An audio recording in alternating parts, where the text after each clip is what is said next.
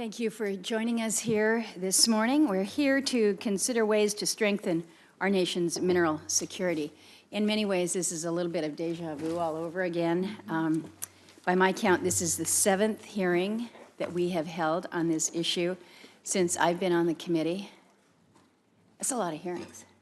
I wish that I could say that we're further along now than we were when we began. We're going to get it done. Over the course of several years, we have repeatedly heard from witnesses who have underscored our vulnerability in relying on foreign nations for the minerals used to keep our economy strong and our nation safe. In 1997, we imported 100% of 11 different minerals and 50% of more of another 26. Now, a little over 20 years later, our dependence has almost doubled, so we're going the wrong direction. According to the USGS, last year we imported at least 50% of 48 minerals, including 100% of 18 of them. The concentration of that supply, who we buy it from, is also a problem. Of the 48 minerals that I've mentioned, China is a primary supplier for 26 of them. China is actually mentioned 375 times in the USGS 204-page Mineral Commodities Summary Report. So they get the front page there. Of course, this issue is not limited to the sourcing of raw minerals. China is also monopolizing other aspects of the supply chain, including the technology used to process and refine minerals. So why is this a problem? Whether we realize it or not, minerals are the foundation of our modern society. We use them in just about everything. But our foreign dependence threatens our national security and is driving jobs and industries, whether electronics or electric vehicles or something else, to other countries. Our foreign mineral dependence is our Achilles heel for competitiveness, for manufacturing, and for geopolitics. And in my view, it's way past time that we seek to address it. I do appreciate the steps that President Trump has taken, including his executive order to identify a list of critical minerals and to develop a whole-of-government strategy to reduce our foreign dependence. So I look forward to their policy recommendations, which I understand should be released any day now.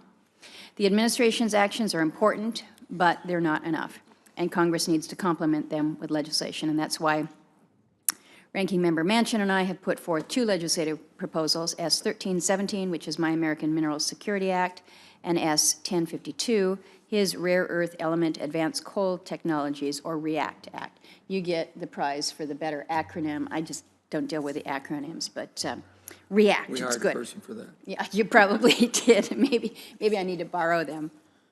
The American Mineral Security Act takes a comprehensive approach to rebuilding our mineral supply chain. It directs multiple departments to evaluate and update a list of critical minerals every 3 years and to conduct geological assessments to determine where deposits are located. It authorizes R&D to promote recycling and the development of alternatives, forecasting so we can better anticipate supply and demand, and workforce development to ensure that we have qualified professionals operating at the highest standards in the world. Our legislation also takes modest steps to provide predictability to the federal permitting process, which of course we know is notoriously slow and bureaucratic. It can take 7 to 10 years to finish permitting here in the United States. We should all be able to agree that it's very hard to compete for capital and investment when other nations take a much shorter period of time, as little as 2 to 3 years to finish permitting.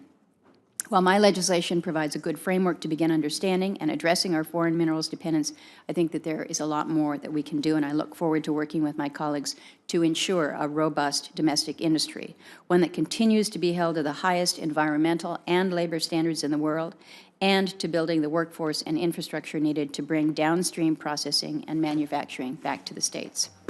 I hope that this is finally the year that Congress will work together to advance bipartisan legislation that will help rebuild our mineral supply chain. I want to thank you, Senator Manchin, you, Senator McSally, Senator Sullivan, and Senator Kramer for co-sponsoring my legislation. I'd ask other members of the committee to take a look at it, consider signing on.